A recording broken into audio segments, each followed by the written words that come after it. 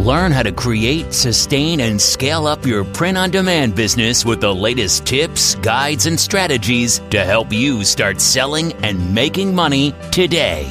Welcome to the Sales on Demand Show. And here's your host, Adam Schneider.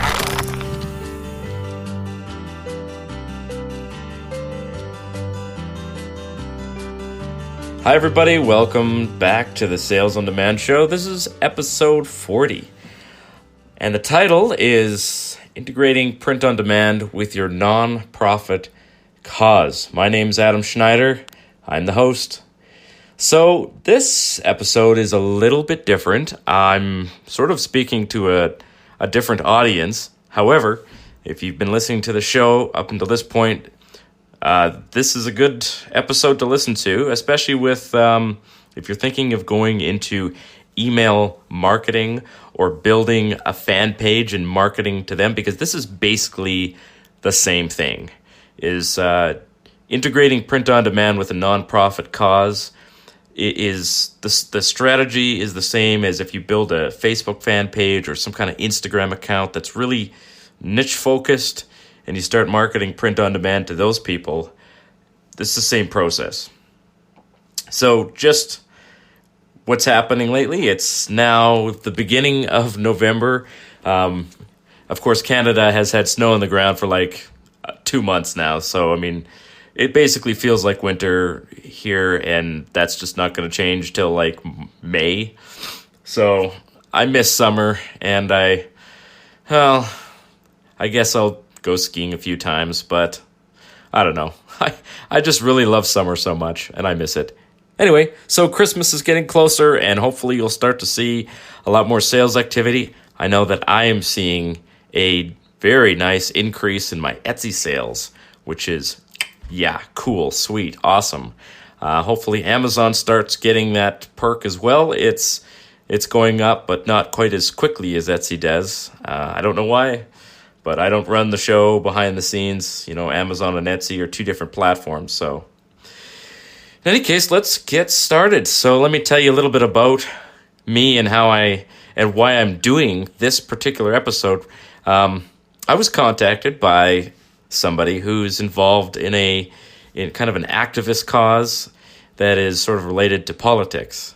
Now, I have mentioned this, very, very briefly before, but the reason that I got into selling print on demand in the first place was because of a guy named Tom Woods, or Thomas E. Woods as his, I don't know if you want to say his name formally, but we'd all just know him as Tom Woods. He's he's got a PhD in things that he's forgotten more about economics than I'll ever know. And he's a podcaster and a public speaker, and he's not, officially an economist in his training, but he's a libertarian. And he got me into this because he has an email list where he promotes these kinds of products. And I was already a listener to his show, and I've been following him for almost 10 years now, ever since, he was speaking at the Mises Institute, the Mises University. I'll put a link to that in the show notes. If you don't know what that is, go have a look at it. It's basically a philosophy that is neither conservative nor Democrat nor liberal, but it's basically the foundation of libertarianism is that you don't do harm to other people, and we don't need the state to tell us how to live. So with those two things in mind, building a business is a huge part of exercising your freedom. So that's basically why I do this podcast, to teach people how to build their own business. But I do it with that philosophy in mind. We don't need to use the government to right wrongs or to correct, imbalances in the marketplace. Every time they act in that kind of way, they screw things up even more. I mean, just look at 2008. What happened in 2008? Like the housing market collapsed, and it was 100% because the government was involved in giving out mortgage loans to people who couldn't qualify it ordinarily. And of course, there are consequences to those kinds of things. So anyway, that's the core philosophy of libertarianism, and I'm creating this episode because, someone asked me, well, how do I use print on demand to promote this particular cause here? So specifically, a guy named Michael Heiss, he contacted me, and I don't think you'd care if you knew his name or not. He's part of the Libertarian Party of the United States, which is trying to create like a third-party system and spread the message of liberty, I guess. And if I can be a part of that, well, great. That's awesome. So what kind of nonprofits would work with this? Well, anything that is, where there's a core message, and the goal is not to just make a bunch of money, but it's to spread some kind of message or be an activist for some kind of cause. Animal protection is a big one, like not just animal protection, but, animal rescue or just awareness of some disease or something like that. There, any kind of nonprofit organization, even if it's not formal, where you don't, have a 501c3 status, or with Revenue Canada where you have like nonprofit status, it doesn't matter, because you can use print on demand to spread your message and make some money. And those are the two goals. And you don't have to do one or the other. You can do both. So there are limitations to what print on demand can do, but it's great to integrate it with the organization. Pretty much everybody who's been successful with any kind of political cause or political group, like a political party, both the Democrats and the Republicans are using, I don't know if it's print on demand, but they're using printed merchandise to spread their message. And of course, Donald Trump and his mega hats are a prime example of that. So here are these 7 steps, and if you don't worry, these 7 steps will be in the show notes, and I'm going to elucidate on them here. But they're in the show notes if you forget what they are. Have a listen to this, and then go read it, and then think about it, and then come up with a plan of action. So the first thing that you absolutely must do, and this, I cannot emphasize how important this is. It is vitally important that you start with this very first step, because if you don't, your entire plan of action is basically irrelevant. So you start with your core message, the why that you exist. Like, think about what sets you apart from other organizations. Why do you even exist? If you're a political party, then what do you bring to the table? If you're running for a political office, it's like, well, why are you here? I mean, looking at the upcoming American election, which I think is almost exactly 1 year away, we see like 12 people running for the Democratic ticket. And I mean, a lot of them are just sort of taking up space. Like, why are they even there? And those people have obviously not thought about their core message. They just want power, right? They just want to be part of the game. So it's selfish. And people, they don't buy into that. Nobody wants to make you famous just because you want to be famous, right? People will follow you if you have a message that they believe in or they can, sort of relate to. So, for example, there's a lady named Tulsi Gabbard, and she's running for the Democratic Party, which is like the leftists, the liberals, the people who believe in abortion and they want, they believe in gay rights and all this stuff. Not that, there aren't conservatives who believe the same thing, but that's their core platform. Now, Tulsi Gabbard, she sets herself apart by saying that she's anti-war. And so she's attracted a lot of attention from people like me. I'm also anti-war. I don't want to see our troops, fighting in some foreign country and getting shot. That's just the stupidest thing in the world. Plus, the people in those countries, they kind of want to live, right? They don't want their infrastructure destroyed, their roads blown apart and their kids dying of starvation or, airstrikes that somehow missed their target and hit a wedding party or something like that. Just throwing that out there as a example that just happened a few weeks ago. So that's what sets her apart. And I mean, that's her core message. And every time she gets on, some kind of media, she's pushing her core message. So, I mean, that's how you build the following.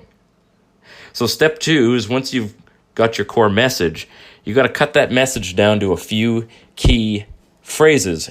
And I'm going to probably irritate some of you by bringing up Barack Hussein Obama, former President Barack Obama, and current President Donald Trump. Both of these guys were able to distill their core message down to a few key phrases. So with Barack Obama, it was hope and change. And there was merchandise flooding the marketplace with his little hope and change thing and the little sunrise whatever thing in the background, and it was well designed, and it really cut down, it isolated what his message was. I mean, that he believed his message was, and people believed when he said it, they resonated with that, and so people would buy those T-shirts and wear them and be like, I support Barack Obama. He's the guy of hope and change. And of course, now we have Donald Trump, whose core message is make America great again. And, there's a reason behind that message. Of course, it's almost become like this poisonous thing to wear a hat with MAGA on it. But I mean, you can't deny that that's the core message of Donald Trump's campaign. And he talks his message every time he gets up on stage. He's talking his message. He's throwing it out there. So whatever your organization is, whether it's political, whether it's animals, or whether it's just some kind of cause that you really believe in and you want to spread that message, you have to cut your message down to a few key phrases. And then step 3 is you put those key messages on all kinds of merchandise. So you might be tempted to just print it out there. You can do that. I mean, the MAGA hat is just a red hat with white lettering on it. But I mean, even that color scheme really stands out. So you got to make this design stand out. It can't just be it shouldn't be plain unless it's a really unique message. But, using some kind of color scheme, and then repeating that color scheme is kind of important as well. It has to look congruent. Like there has to be congruity between all of the merchandise so that your brand really stands out. I mean, a black T-shirt with white writing is not going to stand out very much because everybody's wearing that, right? So picking let's use the anti-bullying campaign. They use pink shirts because it stands out. And they're like, wear pink to stop bullying. Now, of course, we all know that wearing pink probably gets you bullied, but I mean, you can't fault the fact that it stands out. I mean, pink stands out, orange stands out, and anybody wearing a pink or orange or neon green shirt, that's gonna, catch people's eye, and they're gonna look at that and be like, oh, there's something written on the shirt. What is it written on the shirt? Whatever. So I'm not saying you should select, a really bright neon colored shirt, but I'm saying that you could if it fits with your brand. Now, with a lot of these things, you probably don't want to do that because people will read the message anyway. If it stands out, if it's in clear font, they'll read the message. So what kind of merchandise should we be selling? Well, T-shirts and hoodies are primary, and whatever your key message is, put it on T-shirts, put it on hoodies. There's all kinds of hoodies, but the kind that don't zip up in the front are the best. Because if there's a zip up hoodie, then the zipper is going to be in the middle of the text or the design, and it just sort of breaks it up a little bit. So if, the key to this is not that you're selling a T-shirt and a hoodie, but you're selling the message, right? And whatever displays the message in a primary way. You've jackets. Pretty much most of the year in Canada, people are wearing jackets, right? So, if you put the message on the back of a jacket, it'll stand out. Now, jackets tend to be expensive, and you might not be able to get people to buy a jacket as a primary, piece of merchandise. But I mean, it's putting it on the jacket offers that as an option. And the key with print on demand is that you're not going out and you're not buying all of these merchandise items and then hoping that someone will buy them from you. And that's what you used to have to do. I mean, a nonprofit that wanted to sell T-shirts in 2008 had to go out and buy 200 T-shirts based on, whoever submitted their size and all this stuff. And even today, my employer, once in a while, they'll give out a T-shirt to employees, and, there'll be a purpose to that. But, they'll be like, okay, what's your size? Are you sure about that? Come try on a shirt to make sure that you're a medium. And then, they're ordering the shirts, and then it takes a couple weeks to get it, and it's just kind of a pain. But with print on demand, you don't have to worry about any of that because each person will order their own item. Generally people will know what size of T-shirt they are, what size of hoodie, and it's just printed as soon as it's made. So you never have any wasted merchandise whatsoever because only the merchandise that is paid for and purchased will be printed, and then it gets shipped straight to the customer. You don't have to, collect all the T-shirts from the printer and come and try and hand them out to 300 people or mail them yourself. I mean, that's a waste of your time. Don't waste your time. If you're in charge of a nonprofit organization and you're messing around with printing T-shirts and ordering from a printer, you're wasting your time. You exist not to send things out in the mail, but to refine your core message, to be talking about it, and to be promoting your organization. That is your job. You don't need to be doing paperwork or, messing around with mailing things. Get other people to do, your mailings or write your emails or whatever. Actually, no, you can write your emails, but, doing all of this little busy work will distract you from your core purpose. So print on demand solves that problem for you. And, okay, moving on here. So what other kinds of merchandise? Drinkware is great, coffee mugs. It just so happens that I listen to a couple of conservative podcasts. Shoot me, I know, right? But both of these conservative podcasts have like a subscription service where they offer extra content for people who subscribe and pay like a yearly fee. And as sort of a gift to those people, they give you a printed mug. So, of course, Ben Shapiro gives his Leftist Tears tumbler, and Steven Crowder has his mug. And it just has their logo on it. And it's a gift to people who subscribe. So it probably costs them just a couple bucks to have these mugs printed. And it's probably not print on demand. They probably have those printed because it's just one size, one mug, and it's not as complicated as doing a T-shirt. But still, the idea is the same. They put their message onto a piece of drinkware, and they give it away as part of as a bonus for people who subscribe to their content. All right, so how do you market this to your followers? Now, this is where actually a lot of people kind of get lost in the weeds because they don't really know how to market and they don't know how to do it effectively. So marketing in the 2019 era is a little bit different than it used to be. I mean, there was once a time where, if you had an email list or you had a phone list, you just call people or email people and tell them, hey, we've got this thing, you should buy it, blah, blah, blah. But nowadays, marketing, really relies on social media. Social media marketing should be the core of your, spreading the word to your followers. Because, I guarantee you, most of them found you through social media. And they've subscribed to you on social media. So why wouldn't you use social media to market this to your followers? So, of course, Instagram and Facebook, and of course Twitter.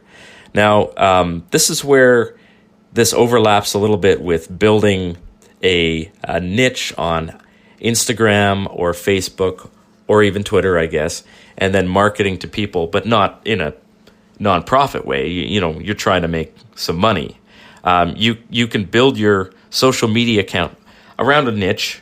So, some people be like, oh, I love dogs. So they'll build a Facebook page around the fact that they love dogs, and they'll post dog-related content, dog-related video, dog-related articles or whatever, and people will subscribe to that page. And then when you post something that's like a sales link where you're like, hey, buy this dog-related t-shirt, those people are already sort of pre-filtered.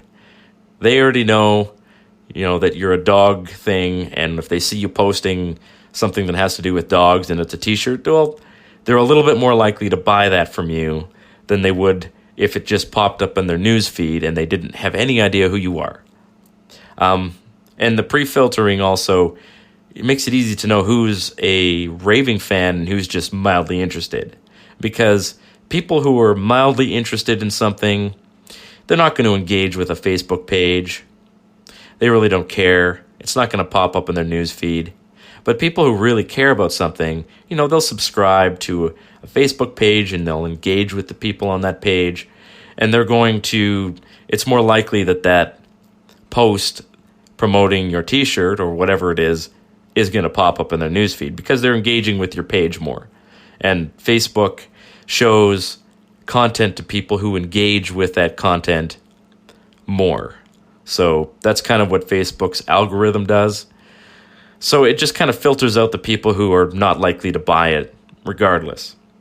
So this does apply to nonprofit and to profit organizations. And it's something that used to work really well when Facebook was just a new thing and they weren't really interested in making a ton of money off advertising. It's a little bit harder now because Facebook won't show your content to everybody. And that kind of sucks, right? So Instagram is a good one, but you should be using all of the social media platforms to engage with people and to build your brand. And I know that sounds like work, but I know you can do it. All right, so when you have people, you're going to send them to your store, and you're going to build it probably using Shopify. Now, I know that some people are like, well, how do I make WordPress into a print-on-demand store? Well, listen, don't. Build this store from the ground up as a store. You could take a section of your website as a standalone store and try to build it up that way, but it's a little bit harder to manage that. So if you've got a blog or something like that and you're like, well, I want to create a page where people can go to buy stuff. Why? Why is it important to you to do that? You're going to be sending people to this link. They're not going to be discovering it on their own. So it doesn't matter whether this is part of your ordinary website or not. You're going to be sending traffic to it. You're not relying on search engine optimization to get people to this. If you want to do SEO on your main blog and then start promoting your content, sending people to your store, that's great. But people are not going to just discover this, by searching on the internet. That's not how this works. There's billions of products out there, and yours is going to be at the bottom. People are going to be coming because you sent them there. So build your store from the ground up using Shopify. You can use Wix, and Wix does integrate with Printful, which is a print-on-demand supplier. They do t-shirts, coffee mugs, and stuff like that, but they cost a little bit more, so you might not make as much money. So I like to use Shopify, and you can integrate with gearbubble.com. Shopify integrates with a whole bunch of print-on-demand suppliers, so it really is kind of just the easiest way to do this. It's very easy to use. You don't need some special theme. Just pick a decent-looking theme, with sort of neutral colors, and then put your products as links on the store. It's very easy to do. You don't have to make it look fancy. Again, let me emphasize, you do not need to make this look fancy. A very simple store with an easy navigation and a quick checkout is best. You do not need to make it fancy.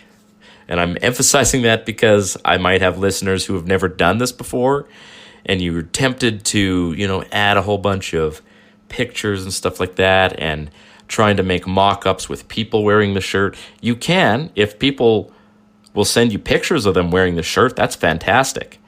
Put that on the product homepage as extra images after the main image, but the main image should show what the t-shirt looks like and what it says, or the mug, or whatever it is. And then you can follow up with reviews and so forth. So here's number 6. Here's a few things that you should not do when you're promoting this to your followers. So the first thing you don't do is offer discounts. Like, why are you offering a discount? It's not like people are going out to Walmart to buy this product. Okay, the whole purpose of selling this product is the message and to make some money. So offering a discount does not incentivize people to buy this. And honestly, the discount is artificial anyway. People know that you're making money off of this. So if you're like, we're offering a discount for, I mean, sometimes you can offer like a 10% discount for like a few days. It's not a huge incentive.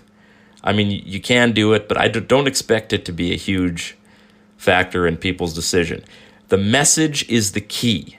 Make the message good and make it, something that people want to wear and use in their life, and they will buy it, right? If they don't buy into the message, they're not going to buy the product. That's the most important sell right there. You're selling the message, not a coffee mug. All right, so the second thing that you don't do is beg for help and be like, please support our store, buy this product, we really need the money. That just comes off as so whiny, and it really turns people off, right? I mean, there's a few people that might feel sympathy for you, but it has this awkward feel to it. Like if you beg for help and be like, we're going to shut down if people don't buy these products, we're not going to be able to operate. Begging is awful, and it's so cringy, and it's just not a good way to sell. And besides, I mean, you can only really do that once. If you keep telling people, oh, we're going to shut down if you don't buy the product or support our cause or whatever, then people are more likely to think that it's a lost cause, and they're just going to shut you off. They don't care. Nobody wants to be part of a lost cause, right? So don't beg. And don't oversell. Put the link to your store and a reminder at the bottom of every email, but don't have every single email be the focus. Like, sending out an email every day where it's like, hey, buy some merchandise. Hey, buy some merchandise. It should not be the primary focus of every email, or you will be unsubscribed like that. People will be like, I don't need to read emails about buying stuff. I don't need it. If people want to buy it, it will be part of the message, but it should not be the main message. So I want to emphasize, you're selling a message. You're selling your cause. You're not selling a physical product. You're selling people a way to support you and to spread the message. That is your primary selling point. The message is the selling point, and it's not even the money raised. So don't focus on the fact that you're raising money. Make it part of the message. Hey, this really helps our organization. It really, really helps. But make the message that people are wearing is the primary thing. People will always be more inspired by the desire to be part of that message than the potential to raise money. And plus, it's a much more pure motivation, right? People don't know what you're spending money on, and to be honest with you, they don't really care. But they care about your message. So if your message is like anti-war, or it's like anti-animal abuse or something like that, that is what people are buying into. They're not buying into, hey, we need an extra $1,000 a month for our organization so we can do blah, blah, blah, blah, blah. That's not very inspiring, okay? But your core message is where people are buying in. So the last thing I'm going to tell you, do not make print on demand your primary funding source, because it does have limits. Basically, you're probably going to get between 10 and 20% at the most of your audience who's going to buy in, purchase some kind of merchandise or whatever, right? And you might think, well, that's a really low amount. Yeah, I know. But honestly, that's how people work.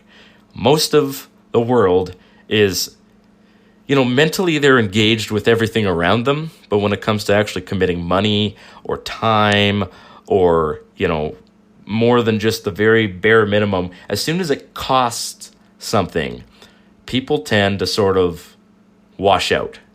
They might still follow your page. They might still really believe in your cause, But honestly, you're just not going to get everybody buying in and paying money to be part of something. So print on demand as a primary funding source is not going to work. It has limitations. Like I said, you can offer the merchandise as a perk for people who sign up as like permanent funding partners. And that is really, honestly, probably your best option, because then it becomes less about the merchandise and more about, hey, I'm supporting this cause. And then you're selling the cause and not the merchandise. The merchandise is a perk for being part of the cause. And it's also great to, offer a lot more actual content, for people who sign up. So using, again, Ben Shapiro as an example, he has the subscriber function where he offers an extra 2 hours of him talking super fast for anybody who wants to listen. And if that's something that appeals to you, then you pay $99 a year. You get your mug in the mail, and then you get to sign, you get all this extra content. You get to send in mail, and they read it on air. So, he offers a bunch of other perks aside from the printed merchandise. So print on demand should be part of your funding source, but not the main or the primary source. So generally speaking, I think that this, just for what it's worth. Yeah, I don't know where I was going with that thought there. All right, so that's it, guys. Thanks for listening. SalesOnDemandShow.com if you want to learn more about selling print on demand just generally to make money for yourself. Christmas is coming, and this is the best time of year to get started. I mean, the best time to get started would have been like a month ago, but now is probably the second best time to get started. You're still not out of time. You still got lots of room. You can also join me in the low-hanging system if you want to learn how to make money just as your own seller, not a nonprofit, you just making money for yourself. You can sign up with the low-hanging system. It's a training program. It's how I got started doing this. There will be a link in the show notes. There is a cost to it. But as with anything that's good, there is costs and there are benefits. And the benefits of signing up with the low-hanging system are far greater than the cost, because you get a whole bunch of bonuses. So click the link to have a look, and we'll talk to you next time. Cheers.